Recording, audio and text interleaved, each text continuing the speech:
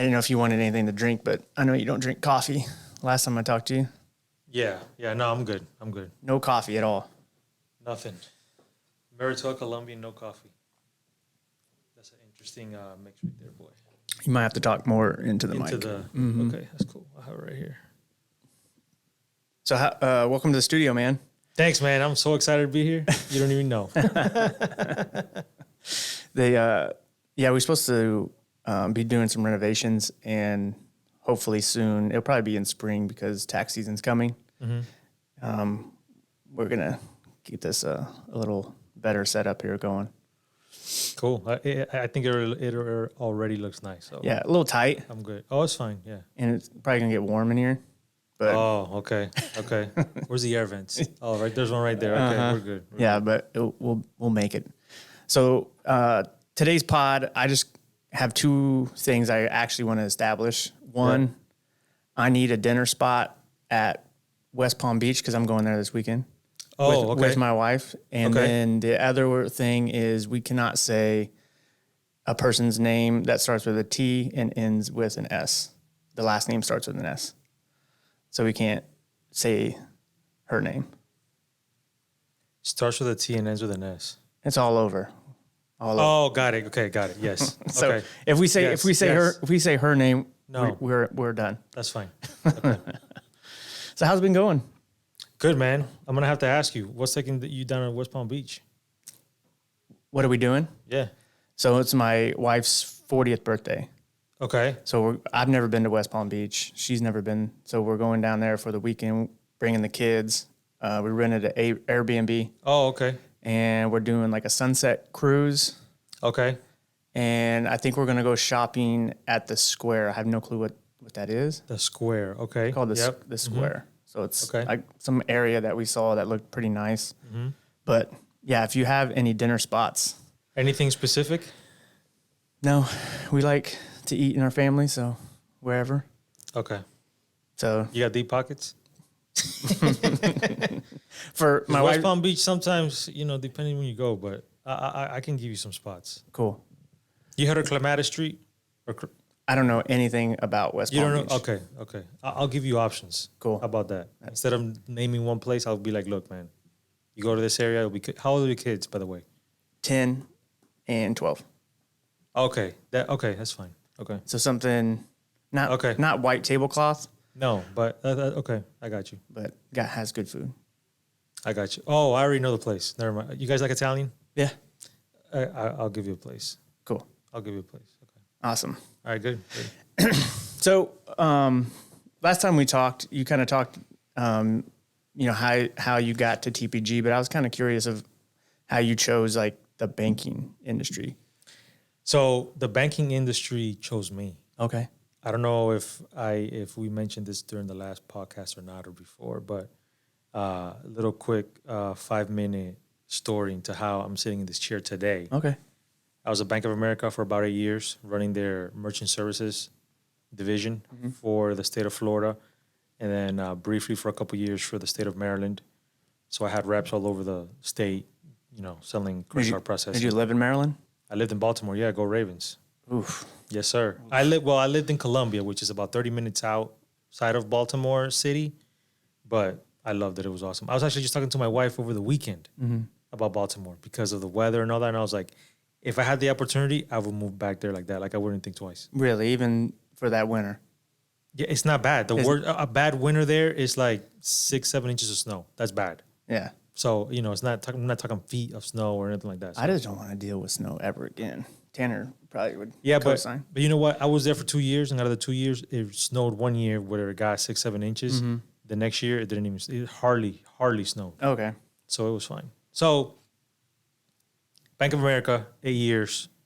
I did 6 years in Florida, 2 years in Maryland. After that, moved back down to South Florida because just a little quick snippet here. The Bank of America kind of outsourced the merchant services part of it to a larger merchant services company, but of course nobody knew that. The contract finished. The bank wanted to absorb everybody else into the bank. I didn't want to go into the bank structure. So they said, okay, well then, do deuces. See you later if you don't want to be here. So we worked some things out. I left, in good terms and everything. Anyway, came back down to South Florida. My boss now was also at Bank of America Merchant Services, but we didn't know each other. He was West Coast, I was East Coast. Okay. He reached out to one of my colleagues at the bank that we actually started training together back, 8 years from then. And he said, hey, I'm going to this new company, TPG, in the tax industry, and I need some salespeople, and I need someone on the East Coast that speaks Spanish, this, that, whatever. And my buddy said, hey, I think I know the perfect guy. He lives in South Florida. He speaks Spanish. He's a great salesperson. We went to training together here.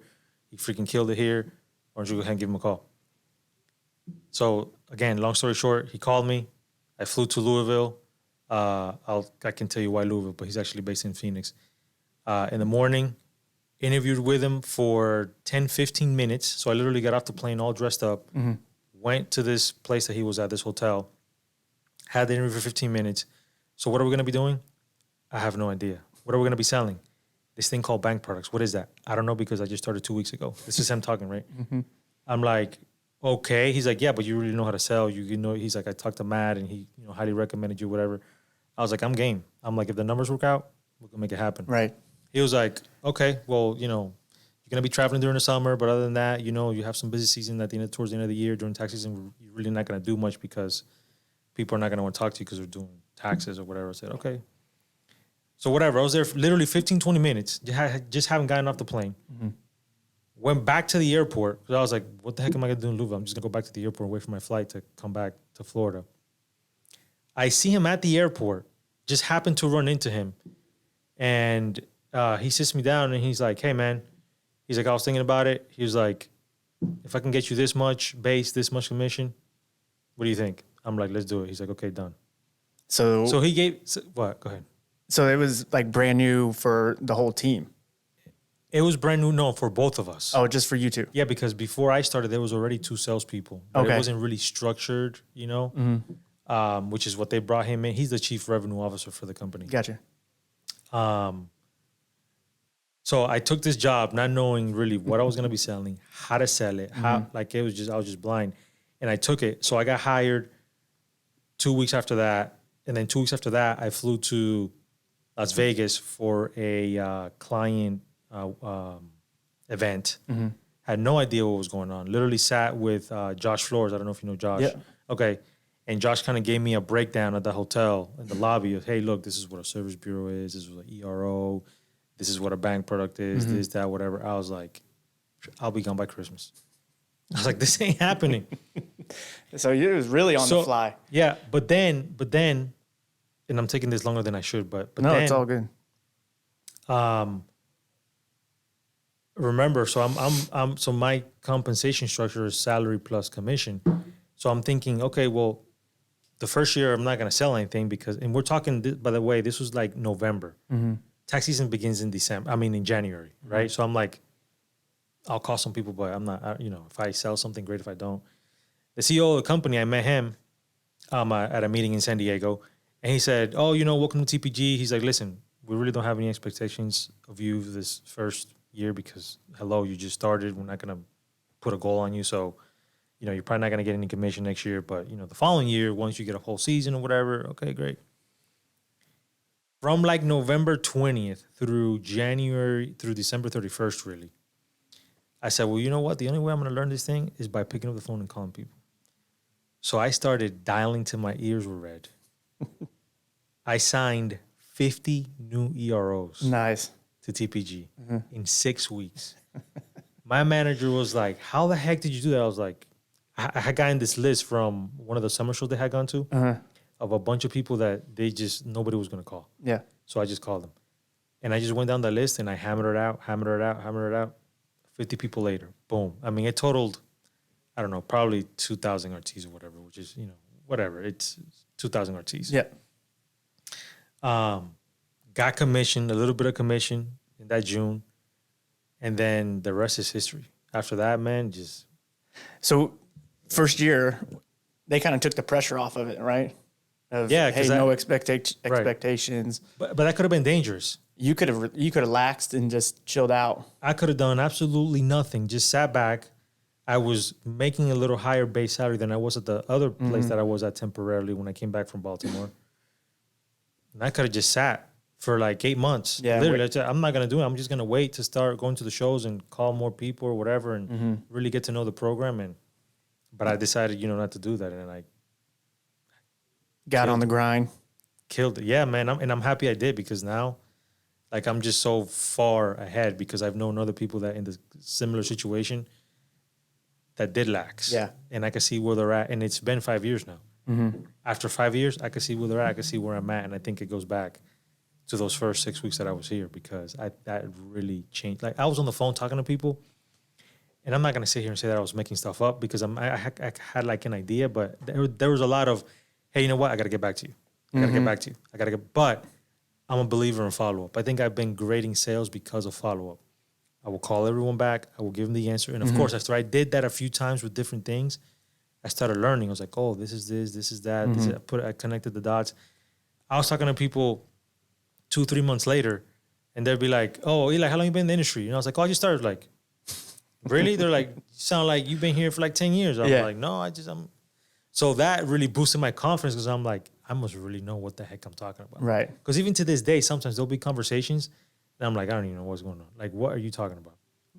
But in my role for sales and talking to people and getting them over to TPG, I've learned to master that. Yeah. I think I've mastered the whole sales thing of it, and then bringing what we offer to clients and putting those two things together. Perfect marriage. No, I think that's good because a lot of the times, and I'll do this sometimes, is you want to be perfect, right?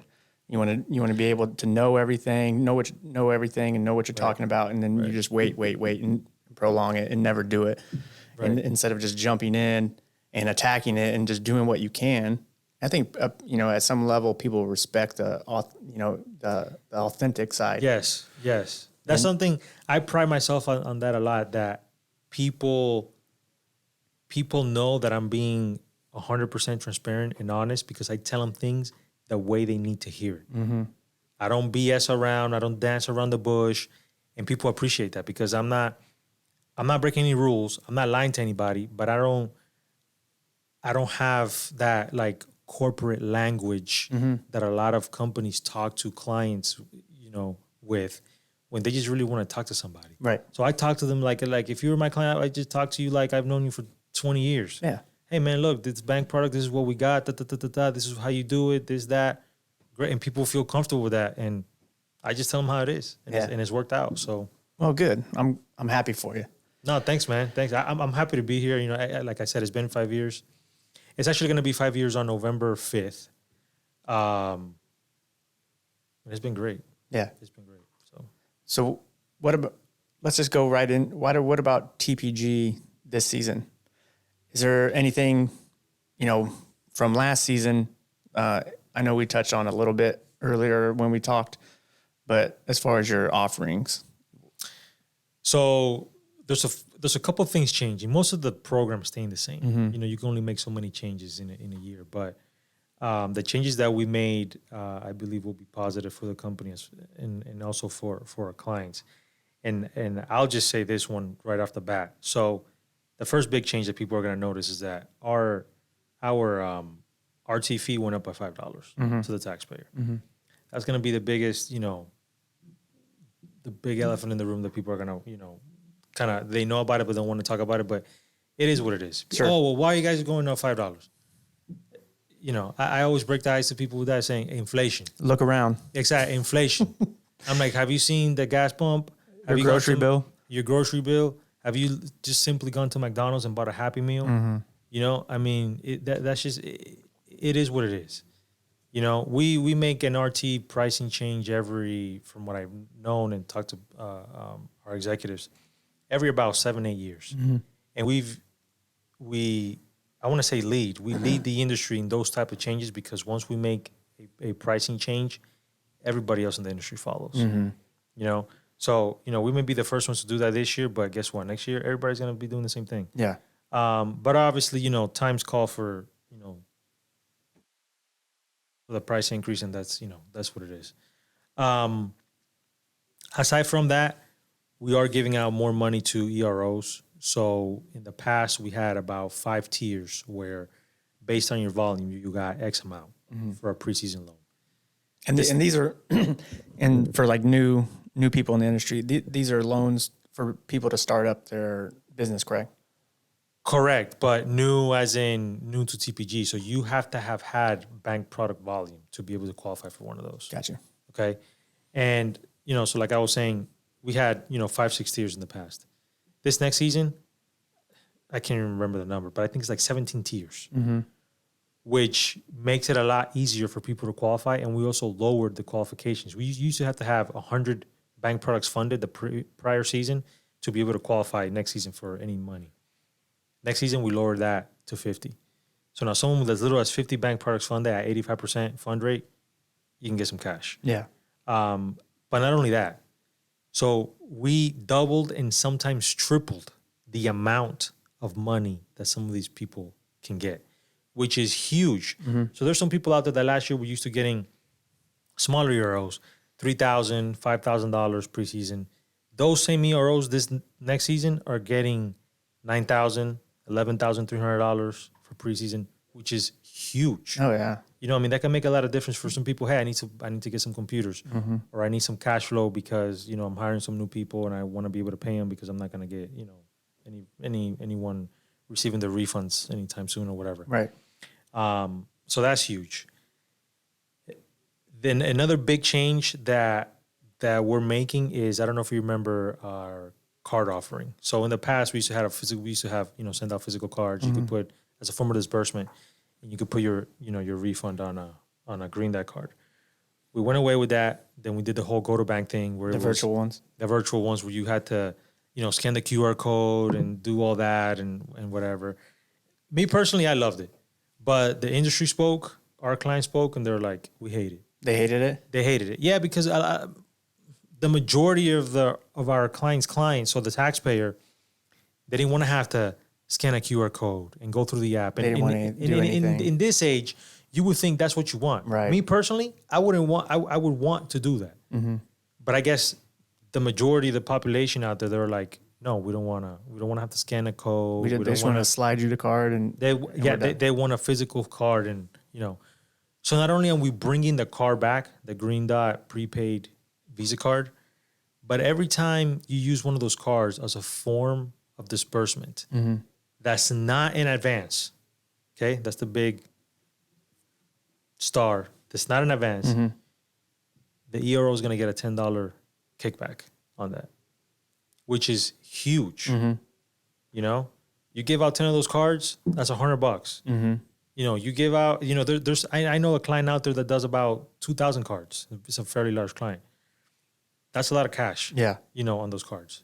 So anyone that I could pick up the phone right now to anyone and be like, hey, would you want an extra $100 at the end of the season? Nobody's gonna say no. Right. What I gotta do? Just use it as a form of disbursement. Right.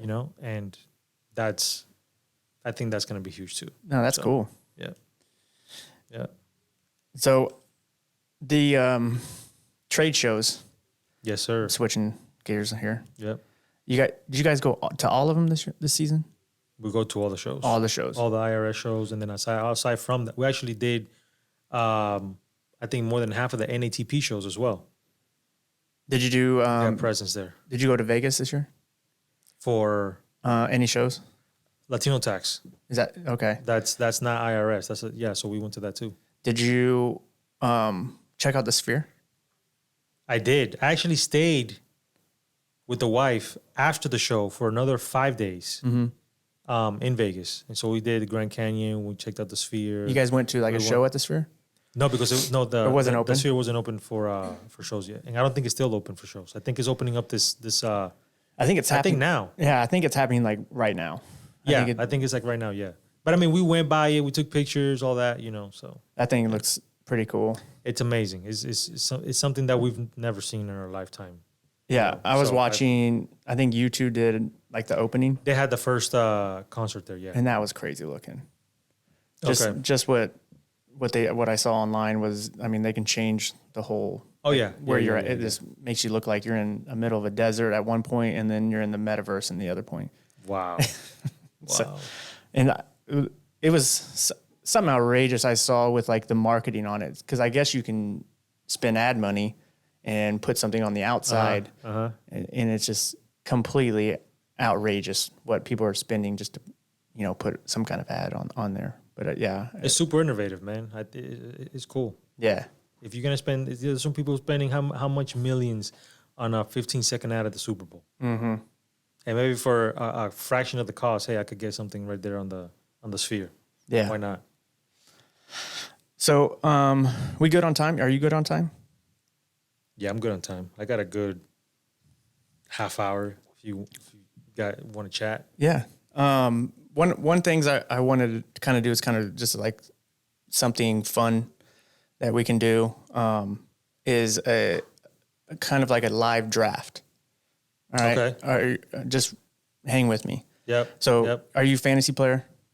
Not this year, but I have done it. Yes. All right. We need to get you But yes, in. I already heard about the cross. Yeah, I'm joining next year. We need to get you in. Yes. I don't even want to talk about my team right now, but Okay. All right. Because I made fun of it. But that's the commish. Here's the commish right here. But no, so like a live draft. So we'll pick like a topic. It'll be broad, and then you will go first round draft pick. I'll go my first round draft pick, and then we'll go 4 rounds.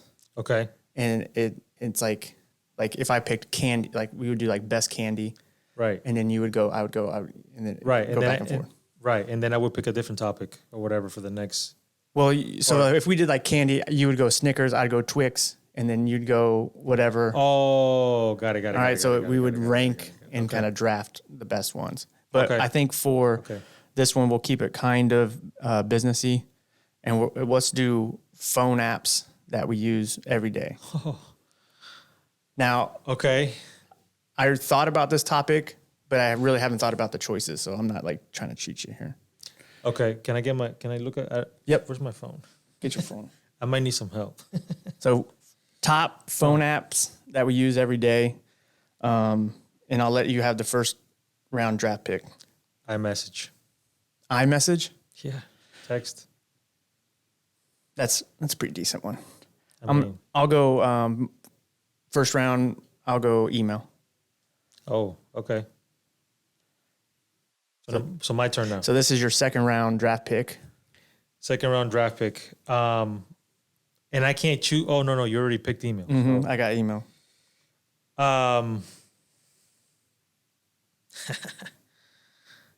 ESPN. Well, shoot, after texting and email.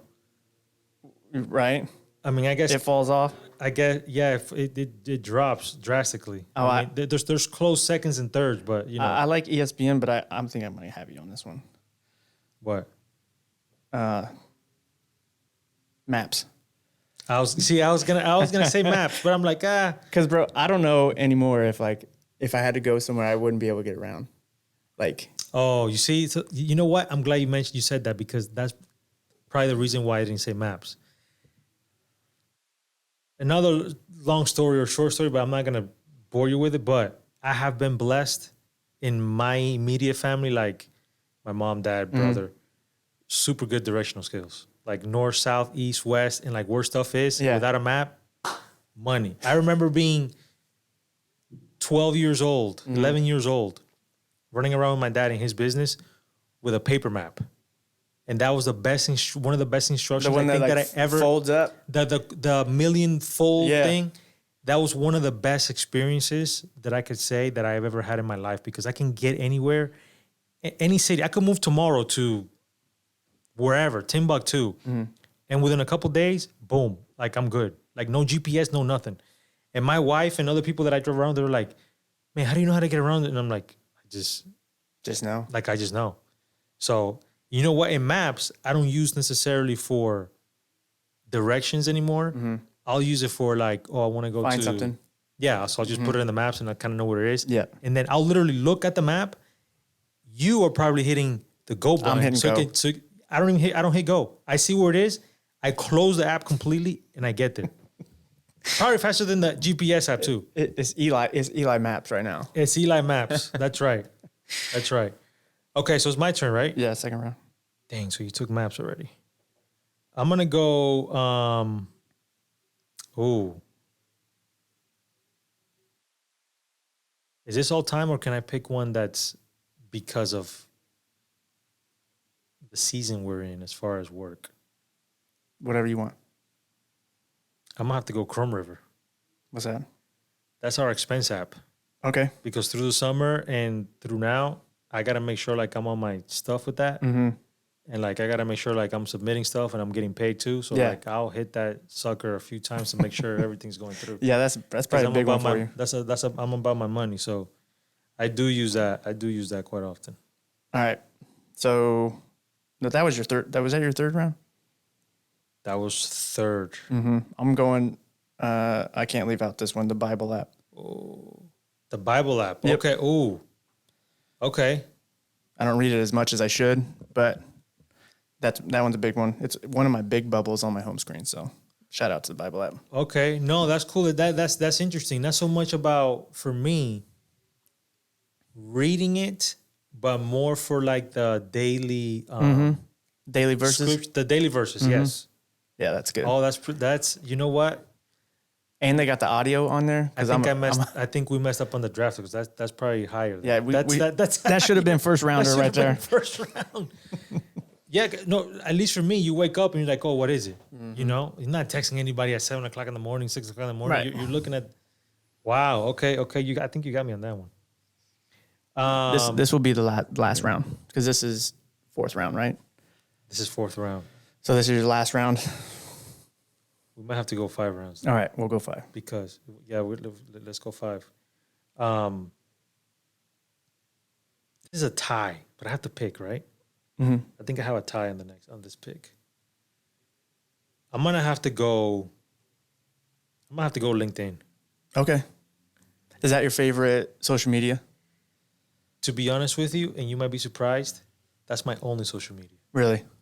Yeah, way back. I respect that because I'm kind of sick of social media. Way back, like 08, 07 when Facebook started coming out. Mm-hmm. Don't want to get too much into it, but had an experience where I saw how people were getting into that and how much time they were spending on it. Mm-hmm. And I wanted to get on it, but when I saw how distracted they were with that stuff, it completely turned me off. It could be a good thing, could be a bad thing. Because a lot of people tell me like, hey, man, you think you're so great at sales and this, that, whatever. You don't know how much more you could do if you had social media. And to be honest with you, me personally, I haven't missed it. I probably could do more, but I just don't see myself. So LinkedIn is the only thing I do. That's one of my favorite. I like Instagram and Twitter, but LinkedIn is up there for me. Right. But yes, it is. They are dangerous and they do waste a lot of time. Like I'll see people like, oh, they're on Instagram. Yep. Right. My kids. Yep. Scrolling. I'm like, what are you doing? Oh, I'm just scrolling. For no reason. I'm like, for what? Like, you know how much. I'm not gonna say that you have to be productive every single minute of your life. Mm-hmm. You should be doing, because I could sit here and watch football on Sundays for 8 hours. And my kids would be like, well, what are you doing? You're just sitting there watching football all day. That's not productive. Yeah, you're right. But to me personally, like it's almost like I'd rather be watching football and like strategy or just having fun or whatever. Just like instead of like mind numbing. Sitting on the phone, like just watching reels and videos. Yeah, I have a bad habit. I'll pick up the phone to do something like specific, and then I'll immediately open up like social media and I'll be down the rabbit hole. And I'm like, oh, no. Well, how did I get here? Yeah, no. I don't even get to that point. Yeah. I don't even get to that I need to take a break. I think it's bad. So LinkedIn. LinkedIn. All right, I'm going. This is the second to last round, correct? Yeah. I'm going camera. The camera app. As opposed to photos. Huh? As opposed to the Photos app. Just the camera app so I can take pictures or video. Okay. That's a big thing, especially when I'm with my kids. Oh, okay. I find myself more interested in seeing the pictures or videos that I have than taking them. Yes. It's weird, but I'll find like we're at an event or something and we need to probably document something. But if I'm taking a video, it's like, do I watch it real life or do I watch it through the video lens? It's hard for me. 'Cause Right. I don't want to really watch it through the video lens. No, right. No, I get it. Huh. Okay. And I think the 5th round, if I had to pick one, and of course, if we redid this all over again, I'd probably change all my options, all Me my too. picks. I might have to go Amazon. Okay. You know, not like I live on Amazon No, or anything, but it's easy It's so easy. to look at a bunch of crap because there's crap at the end of the day on Yeah. Amazon, and just buy a bunch of crap. They make that it you so don't easy. need. All you gotta do is hit the Yeah. button. Yep. And you just come to your house and boom, and you're done. So I think Amazon. Hey, there's always boxes on my front porch. Oh, yep. Last round. This is the last. Of That was all. my 5th. Okay. I'm gonna go. I'm going eBay. Oh, okay. So same. Same type of deal. I do. Tanner probably knows too. I'll look at baseball cards like at night, Oh, you collect. and I'll just sit and I'll just look at baseball cards, and I won't necessarily buy, but I just look. Oh, okay. It's fun for me. So But do you have? So you have cards. yeah, I What's still your like to top collect. My top card. So I don't have a lot of like really high end cards, but one of the coolest cards. It's kind of a cool story. I went to what am I trying to think? It's a store. No, it's a like a thrift store, Okay. antique store.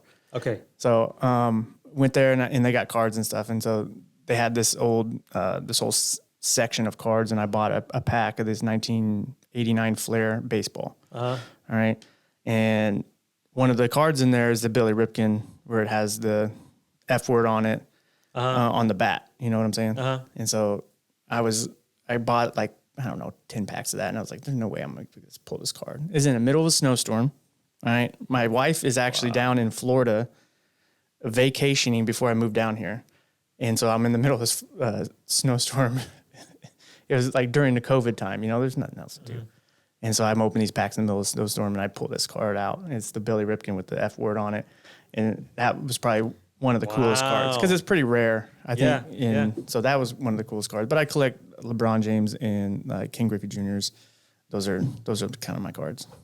Cool. I used to collect way back in the day, like middle school and stuff like that. And I wish I would have Kept them all? doing it, but I remember when I was I was like 10. I was 10 years old. I had a pair of Jordan 5s. Back when Jordan's 5s were like nothing because nobody really, I mean, people had them, all cool, whatever. And I remember trading my pair of Jordan 5s for a book of 100 football cards from a neighbor. Like, that's how much I was into it. And I gave him my shoes. Yeah. My parents kind of didn't think any of it because the shoes were beat up by that time because we used to play on the street. You know, now you can't think of doing that with a pair of Jordans. With But your J's on. I also traded a book of cards for 2 chicken drumsticks from my younger brother because I was so hungry and they looked so good. Dude, I swear to you, I wish he was here so he could give you his side of this. But I remember, and one of them was halfway eaten already. And I was like, dude, let me get them 2 chicken drumsticks. And he was like, give me some of your cards. I was like, how much you want? You know how you used to put them in pages, you know, and there must have been like 5 or 6 pages. And I was like, here, boom. And I gave it to him. 3-piece. And I think that was the death of cards for me because after a couple years after that, I was like, I forget these cards, and I just stopped collecting them. And now, you know, I have a Jerry Rice signed autograph. Okay. So that's cool. I don't even know where it is. I don't even know if it's at my mom's house or where it is. I had a Jim Kelly signed card. And I remember having a Upper Deck Jordan 96. It's probably worth somebody now, but I have no idea. It was all right. So are you a big football fan? I think football takes the cake, yeah. Yeah. I think And NFL, you're NBA, Ravens? Ravens, go Ravens. You're not Miami or Tampa? No, so my teams real quick. So Ravens, Orioles that just got swept after a 100-game season. Anyway, next topic. Miami Hurricanes, football. Don't know how to take a knee. I don't know if you saw that over the weekend. I didn't. Okay, so 26 seconds left. No, there's a minute left. All you got to do is take a knee. No, we're going to run the ball. Fumble. Okay, fumbles. Georgia Tech gets the ball at their own 35. Okay, so all you got to do is maybe play a little bit of defense. 2 plays later, touchdown. They win the game. Anyway, Miami Hurricanes and Miami Heat. Okay. So I got my Miami in there. My license plate at home on my car is Miami. Miami Heat. Yeah. I'm a Cowboys fan. Oh. So the guys here, there's guys on the marketing team are 49ers fans, so it's pretty rough. It's pretty rough right now. I would have taken vacation this week. It's pretty bad. Why Cowboys? I'm just curious. I just grew up in the 90s, and okay. I grew up in Illinois, which a lot of people are Bears fans. Right. I mean, that's might be worse than Cowboys fans right now, but yes. I don't know. Cowboys have stunk for a very long time, but people talk about them every single day. So it gets your hope. It gets like your hopes are there, and then they crush you every year. So Cowboys, I just grew up with Emmett, Troy, and Irvin. Yep. And then I'm just a LeBron James fan. So Okay. I like LeBron. I'll go wherever he goes. Okay. And So you were a Heat fan briefly. Okay. Oh yeah, and I like the St. Louis Cardinals. Oh, okay. Yeah, so those are my teams. Cool. Okay. Yeah, I'm a LeBron fan too. I like LeBron. I've kind of, not that I not liked him, but I kind of stopped following so much once he went to L.A. Mm-hmm. I think just because it's L.A. I've never liked L.A. Yeah, Even when he was in Cleveland, like I was like, okay, cool. I even have a LeBron jersey from Cleveland. I have them all. Oh, you do? Okay. all the numbers too. Tanner knows I'm a LeBron nerd. 23 and 6, Yeah. everything. Oh, okay. I got the high school too. Oh, Akron. yeah. It's bad, Wow. Okay. No, I'm not that hardcore, but okay. but I do like Mike too. So you can rank them however you want. I won't rank them for you. Jordan, hands down. Like that's not even a debate. I might have a debate, but Okay. and I grew up. I mean, I watched Jordan. He was the man. All I gotta say is 6 finals, no losses. It's hard to argue against it. It is. You know why? Because there is no argument against it. That's why. Oh, we can leave that for next time. That's next time. You jump on. Next time. Hey man, really appreciated you coming on. Yeah, man. Hopefully next time you swing through, it might be a little different in here, and Yep. we can talk the goats. Yep. Hey, that's fine. You know what I have to do now that this whole thing's going on is that whenever I'm in Orlando for whatever reason, even if the family's coming and we're going to a park, I gotta be like, hey, I need an hour to go over to CrossLink real quick to do this podcast. Just jump on the pod. If you guys want to wait in the hotel, wait in the parking lot, I don't care. But I'm gonna go over there real quick, and then we'll go do our thing. Yeah, we'd love to have you. Yeah, man, I'll be here for sure. This is not gonna be the last episode. I'll tell you that. Yeah. with Mr. Nunez on here. No, I'll be back. No, it's a good time. All right, back. Cool, man. Good. All right, appreciate you, Good, bro. man. All right, man. Thanks. Later.